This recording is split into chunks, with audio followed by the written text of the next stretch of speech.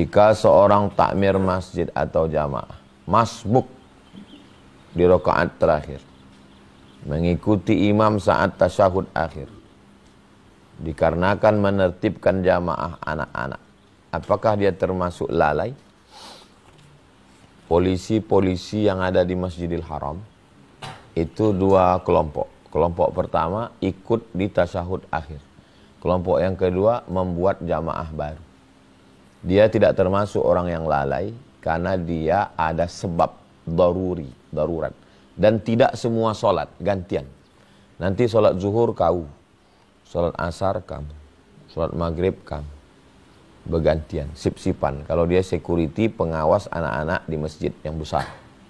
Nanti pas di tasyahud akhir dia ikut. Tidak di semua sholat. Kalau di semua sholat, kau sholatlah, aku ngawasi anak-anak nih. Terakhir, apa saja syarat orang menjadi imam masjid? Karena di beberapa masjid ada tokoh orang tua yang memaksakan diri menjadi imam. Padahal bacaannya berantakan. Kalau ada di situ Ustadz Al-Nob, kalau ada di situ Ustadz Hanafi, saya tak pernah maju jadi imam. Kenapa? Karena Ustadz Al-Nob ketua yayasan. Ustadz Hanafi pimpinan pondok pesantren Nurul Azhar. Dimanapun saya ceramah, asal ada imam itu tak mau saya jadi maju. Maka saya heran kok orang semangat kali jadi imam. Bacaan pontang-panting. Orang yang gila jadi imam padahal dia tak cukup syarat. Ini adalah orang-orang kena penyakit post power syndrome. Gila dihormati, mau jadi tokoh masyarakat. Gila hormat. Jadi dengan jadi imam itu dia disalami orang, dihormati orang. Padahal tanggung jawabnya berat. Tentang syarat imam sudah kita bahas dulu, 16 syaratnya. Cari videonya di YouTube. Syarat imam UAS, cari. Sharekan ke grup Ustadz.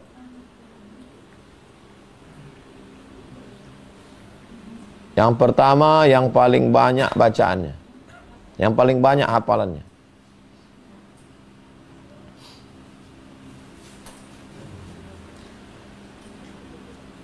Syarat imam, banyak videonya. Syarat imam 1,4 juta penonton. Kok antum tak nonton? 1,4 juta penonton syarat imam. 42 menit, 3 tahun yang lalu. Kok bisa antum tak? Udah, share. Saya ambil dari Fiqhul Islami wa Adillatuh menurut mazhab Syafi'i.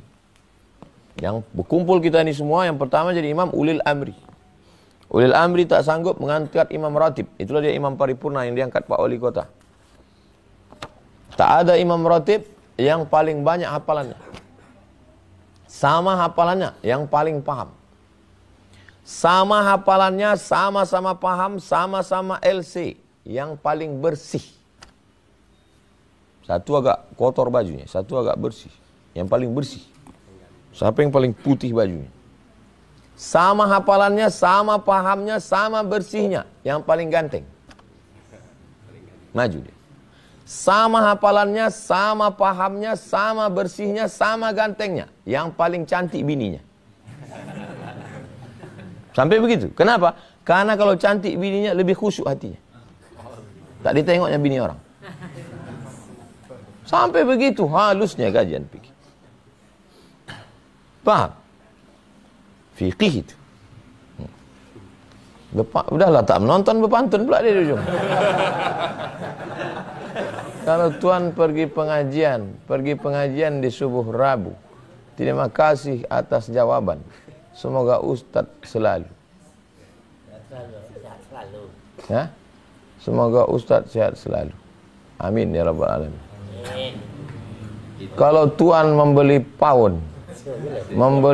pound di jembatan Leton, pengajian itu sudah 3 tahun, kenapa tahu tak pernah menonton?